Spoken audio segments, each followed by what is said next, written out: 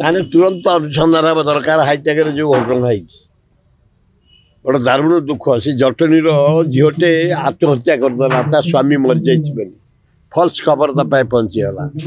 ଦେଖିଲା ବେଳକୁ ତା ସ୍ୱାମୀ ଜୀବିତ ଅଛି। ଏଇଟା ଗୋଟେ ଅନୁସନ୍ଧାନ ହଉ, ଉଚ୍ଚସ୍ତରୀୟ ଅନୁସନ୍ଧାନ ହଉ। ଏଥିରେ ଯେଉଁମାନେ ଗିଲ୍ଟି, ଯାହାଙ୍କର ଭୁଲ ତାଙ୍କୁ ଦଣ୍ଡ ଦିଆଯାଉ। ଅନେସରୀ ଗୋଟେ ନିରୀହ ଝିଅ ଜୀବନଟା ଚାଲିଗଲା, ସମସ୍ତେ ଦୁଃଖିତ। ମୁଁ ନେବି ନା। ସରକାର ତୁରନ୍ତ ଅନୁସନ୍ଧାନ କରି ଯେଉଁ ପରିବାର, ଶୋକପ୍ରଦ ପରିବାର, ଯେଉଁ ଝିଅଟି ଆତ୍ମହତ୍ୟା କରିଛି ତା ସ୍ୱାମୀ ମରିଯାଇଛି ବୋଲି, ତାକୁ କ୍ଷତିପୂରଣ ଦେବା ପାଇଁ ଚେଷ୍ଟା କରିବି। ତା ନହେଲେ ବାଧ୍ୟ ହୋଇ ଆନ୍ଦୋଳନ କରି ଗାଡ଼ି ମଟର ରଖିବାକୁ ବାଧ୍ୟ ହେବି। ଲୋକଙ୍କ ସାଥିରେ, ଡ୍ରାଇଭରମାନଙ୍କ ସାଥିରେ, ଅନ୍ୟମାନଙ୍କ ସାଥିରେ ଏକାଠି ଆମେ ଆନ୍ଦୋଳନ କରୁ, ସେ ଝିଅଟି ନ୍ୟାୟ ପାଇଲା ପର୍ଯ୍ୟନ୍ତ।